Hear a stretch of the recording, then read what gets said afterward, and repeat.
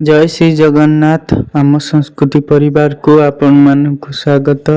आपण माने जदि ठाकुर पूजा करने को भल पाती ताहले यही वीडियो आपणक पई शेष पर्यंत निहाती देखंतु। ठाकुर घर किपरि भाबरे करिवे ता विषय आज आम प्रथमे कथा हेबा। देखंतु ठाकुर घर आमर घरर सबुठारु अत्यंत पवित्र स्थान जगार हेबा दरकार। जेमिति कि उत्तर और पूर्व दिगर कोण जहाको आमर ओडिया रे ईशान्य कोण बा ईशान कोण कहा जाए। जहाँ पूर्व और उत्तर कोण अत्यंत पवित्र कोण जेठारे मिलित होई थांती से स्थान अत्यंत पवित्र। सेठारे आमर ठाकुर घर करिबा नित्यांत आवश्यक। ठाकुर घर होला परे आ गोटे प्रश्न हेबो, ठाकुरଙ୍କ मुख केउ दिग को रहिबा दरकार। सबुठारु भल हब पूर्व दिग नचेत पश्चिम दिग को मध्य रखा जाई पारिबो। जहाँ घरे जेउठी सुविधा हब सेई दिगरे मुख करी रखि पारिबे, पूर्व दिग नचेत पश्चिम दिग। किंतु ठाकुरଙ୍କ स्थान जा भी हो नियति ईशान कोणरे रहिबा आवश्यक। यदि ईशान्य कोणरे सेमिति किछि सुविधा नाही ताहले जेकोनोसी पूर्व दिगर जेकोनोसी स्थान रे करा जाई पारिबो ताहा देखिबे। आ ठाकुरଙ୍କ मुख सर्वदा पूर्व नहले पश्चिम को रहिबा अत्यंत आवश्यक। जदि अति अधिक असुविधा होउची ताहले दक्षिण मुखा करी रखा जाई पारिबो, किंतु केबे भी उत्तर मुखा करी रखा जाएनी। काहेकि ना आमे पूजा करिवा समय रे उत्तर एवं पूर्व दिग को मुख करिबा नित्यंत आवश्यक। केबे भी ठाकुर पूजा दक्षिण मुखा करी करा जाएनी, काहेकि ना दक्षिण मुखा करी कि श्राद्ध एवं अन्यान्य प्रेत काम करा जाए। पूजा पई सर्वदा पूर्व एवं उत्तर मुख करी करा जाए। सेइथि पई ठाकुरଙ୍କ मुख पूर्व किंबा पश्चिम को नहले अति असुविधा रे दक्षिण को करा जाई पारिबो। ठाकुर घरे केउ सबु मूर्ति बा फोटो रखी पूजा करा जिवो। देखंतु ठाकुर घर आमर अत्यंत पवित्र स्थान। एठारे जो हिंदू देवादेवी मानक शास्त्रीय मंत्र पूजा करा जाए से मानक पूजा करबा दरकार ना कि जो माने जो बाबा माता को फोटो बा मूर्ति देबे ताको आमे घरे स्थापना करी पूजा करि देबा। आम हिंदू सनातन धर्म रे पंचब्रह्म उपासना बा पंच देवता उपासना सर्वश्रेष्ठ बोली कहा जायछि। पंच देवता किए होउछंती गणे नारायणे रुद्रे अंबिके भास्करे तथा भिन्ना भिन्न न कर्तव्य पंच देवताय नम। गणे माने प्रभु विनायक गणेश जी को कहा जाए, नारायण भगवान विष्णु को कहा जाए, रुद्र माने महादेव को कहा जाए, अंबिका स्वयं माता दुर्गा को एवं भास्कर जे कि सूर्य देव को कहा जाए। गणेश मूर्ति रखा जाई परिबो, भगवान विष्णु को मूर्ति रखा जाई परिबो, देवदेव महादेव मूर्ति एवं माता दुर्गा मूर्ति एमान को प्रथमे रखा जाए।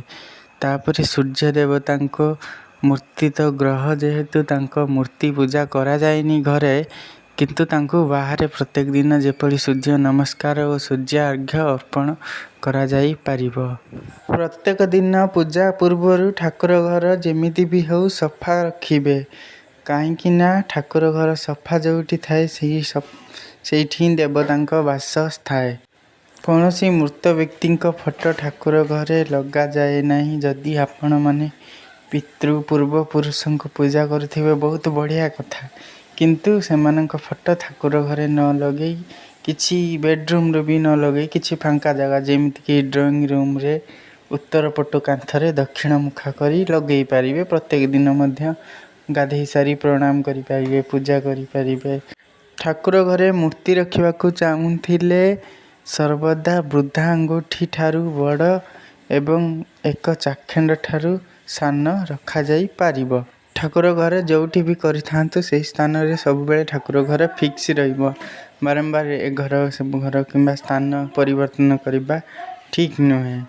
आउ प्रत्येक दिन पूजा मध्य करिबार समय मध्य परिवर्तन हेबा ठीक न। जेपरि कि सकाळे आपण जे टाइम रे पूजा करूचंती प्रत्येक दिन सेई टाइम रे पूजा करिवे एवं संध्या पूजा जे टाइम रे करंती सेई टाइम रे मध्य संध्या पूजा करिवे।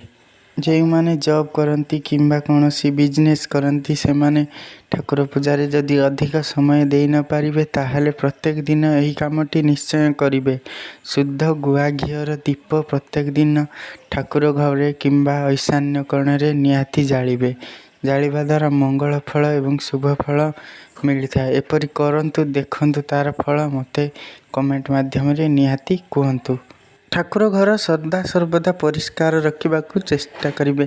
କେବେ ବି ବାସି ଫୁଲ, ବାସି ଜଳ କିମ୍ବା ସରିଯାଇଥିବା ଘିଅ ଡବା, ସରିଯାଇଥିବା ଧୂପକାଠିର ଜରି କିମ୍ବା ପ୍ୟାକେଟ୍ ଖୋଳ ଇତ୍ୟାଦି ବେଶୀ ଦିନ ପଡ଼ି ରହି ଅଳିଆ ହେଉଥିବ କିମ୍ବା ଧୂଳି ମଳି ଅଳନ୍ଧୁ ଇତ୍ୟାଦି ସବୁ ଅଳିଆ ହେଉଥିବ, ତାକୁ ଯେତେ ଶୀଘ୍ର ସଫା କରିବା ପାଇଁ ଚେଷ୍ଟା କରିବେ। ଆଉ ସର୍ବଦା ଠାକୁର ଘରେ ଘଣ୍ଟି ଏବଂ ଶଙ୍ଖ ରଖିଥିବେ। ଶଙ୍ଖର ଧ୍ୱନି ଯେପର୍ଯ୍ୟନ୍ତ ଶୁଭିବ ସେ ଘରେ ନକାରାତ୍ମକ ଶକ୍ତି ରହିପାରିବନି, ସବୁବେଳେ ଶୁଭ ଶକ୍ତି ହିଁ ବାସ କରିବ। ତେଣୁ ଶଙ୍ଖ ଘଣ୍ଟିଙ୍କୁ ମଧ୍ୟ ପୂଜା କରାଯାଇଥାଏ। ଦୀପଙ୍କୁ ମଧ୍ୟ ପୂଜା କରାଯାଏ। ସେମାନଙ୍କୁ ତଳେ ନ ରଖି ଉପଯୁକ୍ତ ସ୍ଥାନ ଦେବେ। ଗୋଟିଏ ଥାଳିଆରେ କିମ୍ବା ଆସନ ଦେଇ ସେମାନଙ୍କୁ ବସେଇକି ପ୍ରତ୍ୟେକ ଦିନ ନିହାତି ପୂଜା କରି ସେମାନଙ୍କ ଧ୍ୱନି ନିହାତି କରିବେ। ଠାକୁର ଘରକୁ ଯେମିତି ବି ହଉ ସୂର୍ଯ୍ୟ କିରଣ ଆସୁଥିବା ଦରକାର। ଠାକୁର ଘରେ କେବେ ବି ଅନ୍ଧକାର ରଖିବେନି, ଦେବେ ସବୁବେଳ ପାଇଁ, ଯେପରିକି ଠାକୁର ଘର ଆଲୋକିତ ରହିବ। ଯଦି ଆଉ କିଛି ପ୍ରଶ୍ନ ଥାଏ କମେଣ୍ଟ ମାଧ୍ୟମରେ ନିହାତି କହିବେ। ଓଡ଼ିଶାରେ ପାଳନ କରାଯାଉଥିବା ପର୍ବପର୍ବାଣି, ଠାକୁରଙ୍କ ପୂଜା ଏବଂ ବିଭିନ୍ନ ପ୍ରକାର ମନ୍ଦିର ଦେବାଦେବୀ ଏସବୁ ଟପିକକୁ ନେଇ ମୁଁ ଭିଡ଼ିଓ ସେୟାର କରେ। ଯଦି ଆପଣମାନଙ୍କୁ ମୋ ଭିଡ଼ିଓ ଭଲ ଲାଗୁଥାଏ ତାହେଲେ ଲାଇକ୍ ନିହାତି କରିବେ। ଯଦି ଆମ ସହିତ ଯୋଡ଼ି ହୋଇକି ରହିବାକୁ ଚାହାନ୍ତି ସବସ୍କ୍ରାଇବ୍ ନିହାତି କରିବେ। ଯଦି କିଛି ପ୍ରଶ୍ନ ଥାଏ ନିହାତି କମେଣ୍ଟ ମାଧ୍ୟମରେ ପ୍ରଶ୍ନ ପଚାରି ପାରିବେ। ପୁଣି ଆସିବି ନୂଆ ନୂଆ ଭିଡ଼ିଓ ନେଇକି। ଆଜି ପାଇଁ ରହୁଛି। ଜୟ ଜଗନ୍ନାଥ।